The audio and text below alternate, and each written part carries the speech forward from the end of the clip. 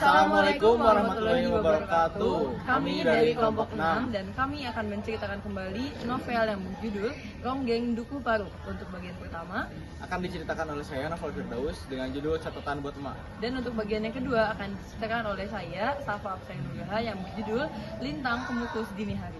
Dan yang ketiga akan diceritakan oleh saya Adia Misha Nadif, yaitu Yang Terang Yang Lala. Ya, di sini saya akan menceritakan buku pertama dari trilogi novel Ronggeng Dukuh Paruk yang berjudul Catatan Buat Emak.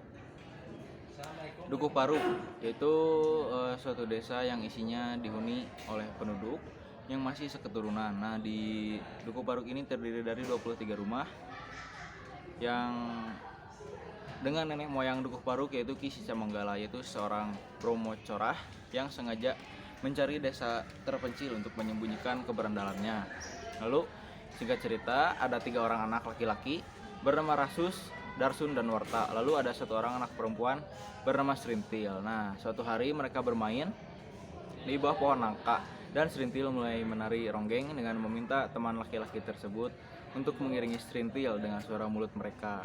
Serintil tidak meminta untuk berhenti, malah meminta mereka untuk meneruskan mengiringi tarian ronggeng Serintil tersebut. Lalu singkat cerita, Sakarya yaitu kakeknya Serintil diam-diam mengikuti gerak-gerik Serintil yang suka menari di bawah pohon nangka dan menyimpulkan bahwa Serintil itu sudah dirasuki indang ronggeng. Sakarya senang karena sudah sejak lama di Dukuh Paruk itu tidak ada penerus ronggeng. Lalu besoknya Sakarya menemui Kartareja, yaitu Kartareja yang merupakan dukun ronggeng di Dukuh Paruk. Lalu pagi itu dia mendapat kabar gembira mengenai berita yang disampaikan oleh Sakarya. Lalu Sakarya meminta Kartareja untuk memperhalus tarian Serintil, cucunya. Lalu singkat cerita, Sakarya menyerahkan Serintil kepada Kartareja karena hukumnya sudah seperti itu. Keluarga yang salah satunya ronggeng harus diserahkan kepada dukun ronggeng. Lalu direncanakanlah penampilan ronggeng untuk yang pertama kalinya lagi setelah belasan tahun ke belakang tidak pernah ada yang tampil. Dan pada satu malam Serintil tampil sebagai ronggeng yang sudah profesional tanpa diajari terlebih dahulu, dan teman-teman laki-lakinya terpesona melihat Serintil yang berlenggak-lenggok di tengah kerumunan warga lain.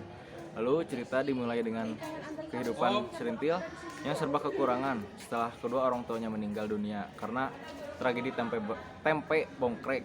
Serintil diasuh oleh kakek dan neneknya. Suatu hari Serintil dipilih menjadi ronggeng baru di Dukuh Paruk untuk menggantikan ronggeng sebelumnya yang meninggal dunia. Kartareja, seorang dukun ronggeng, berperan penting dalam proses pelatihan Serintil menjadi ronggeng. Serintil diajarkan menari, menyanyi, dan berbagai hal yang berkaitan dengan dunia ronggeng. Masyarakat Dukuh Paruk percaya bahwa ronggeng dapat membawa keberuntungan dan kesuburan bagi desa mereka. Seiring berjalannya waktu, Serintil semakin terkenal dengan tarian ronggengnya dan menjadi daya tarik bagi banyak orang. Tapi di balik ketenarannya, si Serintil ini menyimpan perasaan sedih dan kesepian. Si Serintil merindukan kasih sayang dan cinta dari orang-orang terdekatnya, terutama dari Rasus. Rasus yang sejak kecil menyukai Serintil merasa kecewa dan marah ketika Serintil menjadi ronggeng. Karena Rasus tidak menyukai profesi Serintil yang dianggap oleh Rasus itu tidak bermoral. Rasus akhirnya memutuskan untuk meninggalkan desa Dukuh Paruk dan pergi merantau. Buku pertama ini berakhir dengan kepergian Rasus dari Dukuh Paruk meninggalkan Serintil yang masih terikat dengan dunia ronggeng. Sekian, terima kasih. Dan kemudian dalam buku kedua yakni Lintang Kemukus Dini Hari. Lintang Kemukus Dini Hari diceritakan seorang Serintil yang sedang patah hati atau dalam masa rendahnya, dalam masa downnya. Karena Rasus pada hari itu tiba-tiba pergi meninggalkan Dukuh Paruk ketika dini hari, ketika Serintil masih tertidur di rumah neneknya Rasus. Kemudian setelahnya datanglah Pak Marsusi yang mencari Serintil untuk bermain dengannya. Dan karena Serintil sedang dalam keadaan yang tidak memungkinkan untuk menjadi seorang ronggeng pada umumnya, Serintil tidak datang dan malah kabur, istilahnya kabur, pergi ke Pasar Dauan seharian penuh. Nyai Kartareja dan Kartareja mencari-cari Serintil entah kemana, dan orang-orang pasar pada saat itu menolong Serintil dengan mengatakan mereka tidak melihat Serintil atau tidak mengarahkan Serintil ke tempat dia pergi atau ke tempat dia berada, hingga Serintil menghadapi kegelisahannya dan pergolakan dalam hatinya. Serintil meminta jasa seorang pemain kecapi untuk memainkan hingga 20 babak. Kemudian setelahnya Nyai Sakaria datang dan mengajak Serintil untuk pulang kembali. Setelahnya bertemu kembali dengan Maksusi. Nah, tapi Serintil pada saat itu dalam kondisi yang sangat mengenaskan.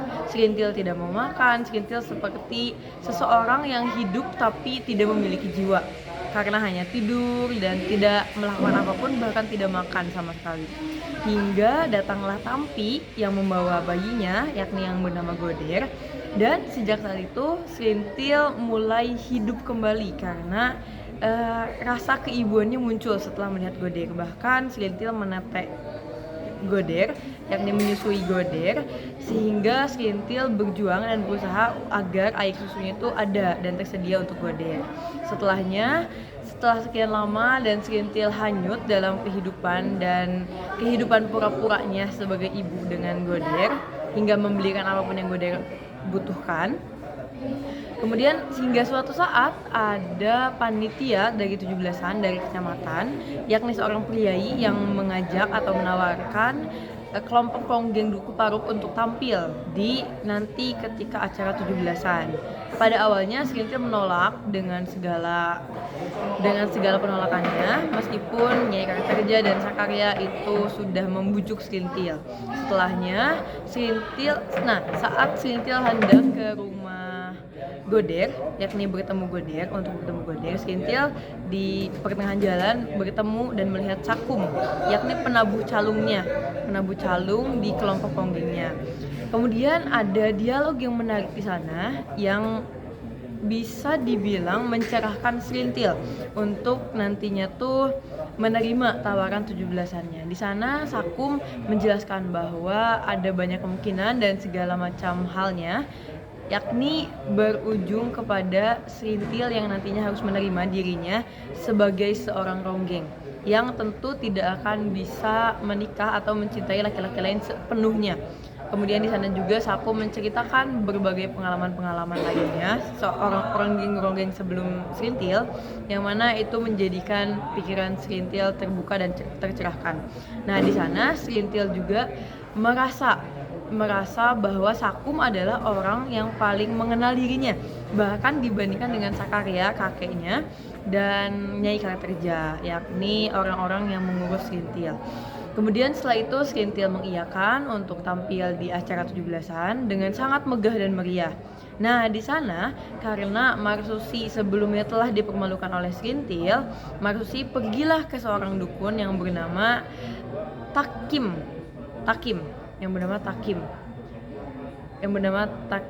Nah, dukun tersebut itu tuh hingga akhirnya Maksusi itu menyantet Serintil dengan cara membawa sebuah jimat ketika acara puncak 17-an yang membuat Serintil sesak berkali-kali. Dan setelah rasa malunya terpuaskan dan terbalaskan, hingga ketika akhir puncak dan Maksusi telah merasa puas dengan mempermalukan Serintil, Kartareja datang karena orang yang menyantet biasanya memiliki perilaku yang tidak sesuai pada orang pada umumnya, hingga mendekati Maksusi dan kemudian botol santet tersebut dipecahkan. Nah, setelahnya nanti itu di bab keempat itu ada cerita lain, yakni menceritakan tentang Sentika waras menjadi gowok. Nah, itu tuh pada suatu ketika datanglah seorang yang sangat kaya yang menggunakan andong dari daerah yang namanya itu Alas Wangkal. Nah, seorang tersebut bernama Sentika, yang mana Sentika tuh mempunyai urusan dan tujuan ke Duku Paruk tuh untuk mengajak atau mengundang Serintil dan kelompok ronggengnya untuk meronggeng di daerah Alas Wangkal, yakni di rumahnya. Karena Sentika itu memiliki kaul untuk anaknya. Sentika itu mempunyai 14 anak, yang mana 2 di antaranya itu laki-laki dan yang telah meninggal, yang satu lagi dinamakan Waras. Dan kaul tersebut adalah jika Waras, anaknya, telah waras hingga dia berusia 17 tahun, maka dia akan memetaskan ronggeng dan mencarikan gowok untuknya. Nah, tapi Waras di sini itu adalah seorang anak laki-laki yang perilakunya itu memiliki keterbelakangan mental. Usianya memang sudah 17 tahun, cuman hanya saja perilakunya seperti orang atau anak usia lebih jauh di bawahnya, seperti 10 tahun. Dan Waras ini adalah tipikal orang atau tipikal anak laki-laki yang tidak memiliki rasa atau jiwa kelaki-lakian, yang mana diharuskannya seorang gowok ada di sampingnya sebelum dia menikah. Dan fungsi gowok ini tuh adalah seseorang yang membantu seorang perjaka untuk nantinya sebelum menikah, bagaimana tata cara dia memperlakukan istri dan lain sebagainya, dan untuk persiapan lainnya. Kemudian setelah Sentika dan dialog mereka selesai, saat itu Serintil masih belum memutuskan akan menjadi gowok atau tidak, tapi Serintil sudah menyetujui untuk dia menjadi gonggeng dan pentas di rumah Sentika, yakni di Alas Wangkal. Setelahnya Serintil tuh hanya mau memutuskan akan menjadi gowok atau tidak setelah Serintil melihat langsung bagaimana sosoknya seorang anak yang bernama Waras itu. Setelahnya Serintil melihat dan mengetahui dan menyadari bahwa Waras itu adalah seseorang yang seperti itu, maka Serintil menyetujui, hingga setelah malam pementasan ronggeng, Serintil langsung menjadi gowok untuk seminggu ke depannya. Setelahnya Serintil pulang dan kembali lagi ke Duku Paruk. Nah, tapi di bab kelima itu terdapat cerita yang hampir klimaks di buku kedua ini. Cerita itu seperti ini. Jadi berawal mula dari pentas 17-an yang ada di Dauwan itu, di Kecamatan Dauwan, hingga Serintil dan kelompok ronggengnya itu berurusan dengan seseorang yang bernama Bakar. Nah, Bakar ini adalah orang yang sangat-sangat menggebu-gebu ketika dia berpidato. Dan Bakar ini adalah orang yang baik di mata orang-orang Duku Paruk karena telah memberikan seperangkat sound system dan lain sebagainya. Dan kemudian Bakar ini tuh problematik, jadi memiliki masalah atau ada kabar burung bahwa kelompoknya Bakar itu telah membunuh orang-orang di pemerintahan pusat. Nah, kemudian hingga sampailah imbasnya negatifnya tuh ke kelompok-kelompok dan orang-orang di Duku Paruk, hingga Serintil ditangkap dan pada akhirnya Duku Paruk itu dibakar. Nah, sebelum mencapai puncak ini ada beberapa rentetan kejadian yang menjadi penyebabnya juga. Salah satunya itu adalah ketika Serintil pentas di tiap rapat-rapat itu tuh kelompok ronggeng ini tuh tidak diperbolehkan untuk melakukan adat yang semestinya, yakni ke Ki Secamenggala. Nah, karenanya Sakarya itu sudah tidak enak hati dan khawatir karena Sakarya ini adalah kami tua di Duku Paruk dan yang memegang teguh adat-adat dari Ki Secamenggala. Nah, saat beberapa kali pentas terdapat 3 kali berturut-turut kejadian yang mengakibatkan penonton itu kesurupan dan merusak padi-padi para petani yang sudah menguning. Dan setelahnya di puncak dari klimaks rentetan kejadian 3 kejadian tersebut ada insiden di mana cungkup Ki Secamenggala tuh dirusak oleh entah siapa. Tapi pada awalnya karena sebelumnya kelompok ronggeng dan orang-orang Duku Paruk sudah mau memutuskan hubungan, mereka menyudutkan atau menargetkan bahwa yang merusak cungkup tersebut adalah orang-orang dari kelompok Bakar. Tapi ada satu hal yang membuat dan memastikan atau yang menjadikan orang-orang Duku Paruk itu tidak jadi menduga bahwa Bakarlah yang menjadi pelakunya. Karena ada satu caping hijau yang itu tuh pertanda bahwa milik seorang kelompok petani. Nah, dan setelahnya Duku Paruk terbakar dan selesailah sudah buku kedua. Saya akan menceritakan kembali novel Ronggeng Duku Paruk. Bagian akhir novel ini menunjukkan bagaimana perjalanan hidup Serintil dan Rasus mencapai titik akhirnya, diwarnai dengan kehilangan, kesadaran, dan kekecewaan. Setelah bertahun-tahun menjadi ronggeng, Serintil mulai merasa lelah dengan kehidupannya. Ia sudah menikmati kemewahan dan perhatian banyak orang, tetapi di lubuk hatinya ada kehampaan yang tak bisa diisi oleh kemeriahan panggung. Serintil mulai mempertanyakan apakah menjadi ronggeng benar-benar membawa kebahagiaan atau justru membuat dirinya semakin terperangkap dalam nasib yang tidak ia pilih sendiri. Suatu hari, ia mendapat kabar bahwa Rasus telah menjadi tentara yang cukup disegani. Dalam hatinya masih ada harapan bahwa mereka bisa bersama.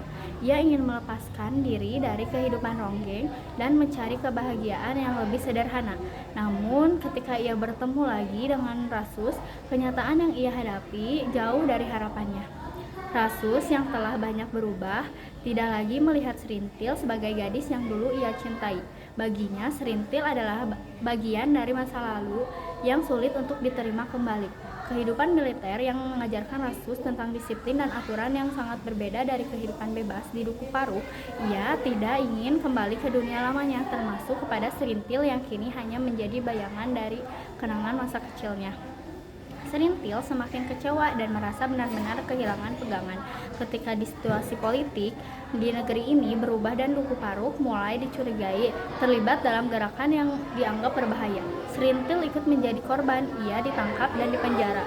Meskipun ia sama sekali tidak memahami politik ataupun pergerakan yang dituduhkan padanya, setelah bebas, Serintil mencoba mencari kehidupan baru, namun ia sadar bahwa ia telah kehilangan banyak hal kepercayaan diri, harga diri, dan orang-orang yang dulu berarti baginya. Duku Paruk pun sudah tidak lagi sama, ia merasa sendirian dan terombang-ambing tanpa tujuan yang jelas. Bagian akhir novel ini menggambarkan kesedihan dan keterasingan Serintil yang begitu dalam. Ia telah melalui berbagai pengalaman dari kemewahan sebagai ronggeng hingga penderitaan sebagai orang kehilangan segalanya. Serintil menyadari bahwa ia tidak bisa kembali ke masa lalu, tetapi ia tidak harus melangkah kemana. Kehidupannya berakhir dan ketidakpastian menjadi simbol dari seseorang yang terjebak di antara tradisi dan perubahan, antara mimpi, impian, dan kenyataan yang pahit. Melalui akhir cerita ini, Ahmad Tohari menunjukkan bagaimana nasib seorang bisa dipengaruhi oleh lingkungan, kepercayaan masyarakat, serta pilihan hidup yang kadang tidak sepenuhnya yang bisa ditentukan sendiri. Terima kasih. Sekian dari kami. Semoga ringkasan cerita yang telah disampaikan oleh kami cukup jelas. Mohon maaf bila ada kesalahan dan kekurangan. Wassalamualaikum warahmatullahi wabarakatuh.